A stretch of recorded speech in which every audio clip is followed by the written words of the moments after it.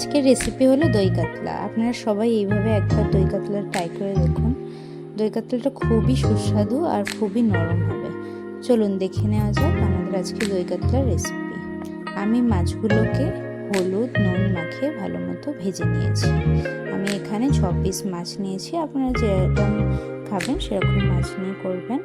তো আমি মাছ ভাজার তেলটার মধ্যেই অল্প করে তেল দিয়ে দিলাম। তেল দিয়ে তার মধ্যে একে একে গোটা গরম মশলা দিয়ে দিলাম, এলাচ, তেজপাতা, দারচিনি, লবঙ্গ আর একটু সাদা জিরে দিয়েছি।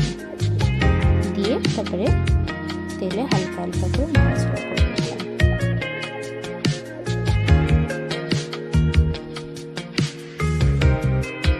হালকা হালকা করে নাড়াচাড়া করে যতক্ষণ না ওই সেন্টটা বেরোবে গরম মশলা, ততক্ষণ হালকা হালকা আমি তেলের মধ্যে নাড়াচাড়া করতে থাকলাম। আর অন্যদিকে আমি বেটে রেখেছিলাম পেঁয়াজ আর তার মধ্যে কাঁচা লঙ্কা দিয়ে অল্প, আমি একটা গোটা পেঁয়াজ দিয়েছি। আপনারা যদি ছোটো পেঁয়াজ হন তাহলে ওই 1.5টা মতো পেঁয়াজ দিয়ে বা 2টোর মতো ছোটো ছোটো হলে 2টো পেঁয়াজ বেটে রাখবেন। লঙ্কা দিয়ে আমি বেটে রেখেছি।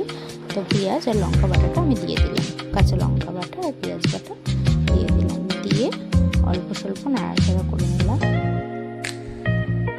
তারপরে ওর মধ্যে একে একে করে আমি মশলা দেব। এটা একটু হালকা নাড়াচাড়া করে নিয়ে তারপরে মশলা দেব। দিয়ে দিলাম এটার মধ্যে রসুন বাটা, আদা বাটা। আমি 1 চামচ আদা বাটা 1 চামচ রসুন বাটা দিয়েছি।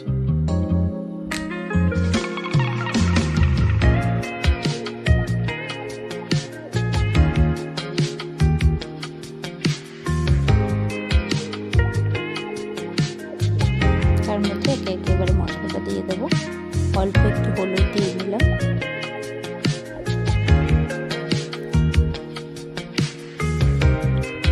হলুদটা আপনারা বুঝে দেবেন কতটা হলুদ দেবেন। আমি 1 টিস্পুন দিয়েছিলাম, তবে একটু আমার কম লেগেছে, তো তাই জন্য আমি পরে আর একটুখানি হলুদ দিয়ে দিয়েছিলাম। এবারে হলুদের পরে আমি দিয়ে দেবো জিরের গুঁড়ো। তারপরে অল্প করে লঙ্কার গুঁড়ো দিয়েছি, কারণ আমি আগে পেঁয়াজের সাথে লঙ্কা বেটে নিয়েছিলাম, কাঁচা লঙ্কা, তাই জন্য আমি লঙ্কার গুঁড়োটা অল্প করে দিয়েছি। আপনারা যেরকম ঝাল খান সেরকম লঙ্কার গুঁড়ো দেবেন। তো সব মশলা দিয়ে একেবারে আমি একটু নাড়িয়ে চাড়িয়ে নিলাম। আর অন্যদিকে আমি একটা মিক্সিং জারের মধ্যে দই, টক দই আর কাজু আর একটুখানি পোস্ত নিয়ে দিয়ে দিয়েছিলাম বাটার জন্য। তো ওটা বেটে নিয়ে একটা সাইড করে রেখে দিলাম। তারপরে ওই মশলাটার মধ্যে আমি নুন দিয়ে নিলাম স্বাদ মতো নুন দিয়ে নাড়তেই থাকতে হবে আপনাকে যতক্ষণ না ওটার দিয়ে তেল বেরোচ্ছে। মশলাটা দিয়ে যতক্ষণ না তেল বেরোচ্ছে ততক্ষণ নাড়িয়ে যেতে হবে মশলাটাকে।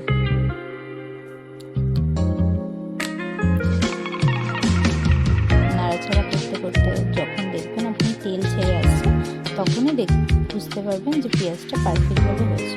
তো মাঝখানে আমি একটু কাশ্মীরি লঙ্কার গুঁড়ো নিয়ে দিলাম কালারের জন্য। এটা অপশনাল, আপনারা চাইলে দিতে পারেন, না চাইলে না দিতে পারেন। কিন্তু যদি আপনারা কাশ্মীরি লঙ্কার গুঁড়োটা ইউজ করেন তাহলে কালারটা অনেক সুন্দর ফুটবে, তাই জন্য আমি কাশ্মীরি লঙ্কার গুঁড়োটা এখানে ইউজ করেছি।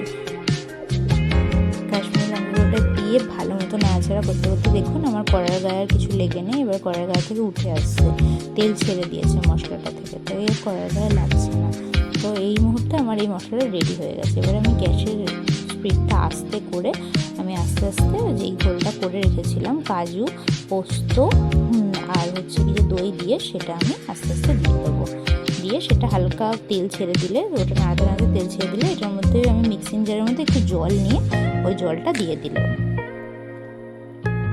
দিয়ে ভালো মতো নাড়াচাড়া করে গ্যাসটা আস্তে করে আমি রেখে দেবো ফোটার জন্য। এটা হালকা আরেকটু আমি জল দিয়েছি। আপনারা যতটা গ্রেভি খেতে চান সেই বুঝে জল দেবেন, কিন্তু একটু বেশি করেই দেবেন, কারণ ওটা ফুটে গেলে এরপরে আমি মাছটা দিয়ে মাছটা একটু হতে দেবো, কারণ ফ্লেভারটা যাতে মাছের মধ্যে ঢোকে, তার জন্য। এবার আমি এক এক করে মাছগুলো ছেড়ে দিলাম।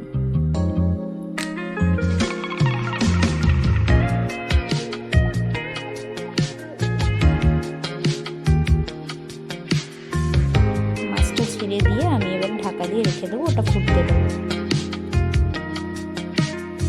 আমি কিছুক্ষণ পর এসে ঢাকাটা খুললাম, আমার মাছ পুরো রেডি হয়ে গেছে।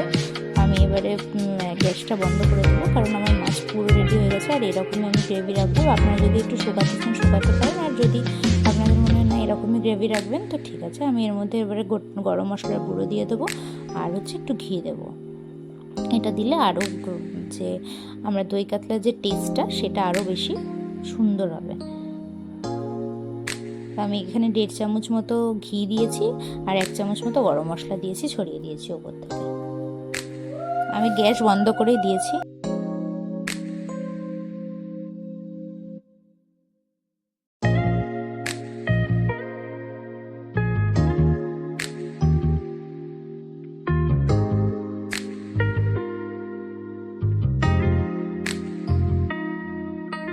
দেখুন কত তাড়াতাড়ি রেডি হয়ে গেল আমার দই কাতলা।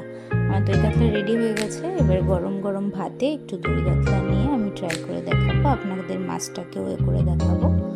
দেখুন খুবই সুস্বাদু হয়েছে, আপনারা একবার ট্রাই করে দেখুন। দেখুন মাছটা কত সফট হয়েছে আর কত সুন্দর হয়েছে। ব্যাস এক কথায় খুব সুন্দর টেস্টি।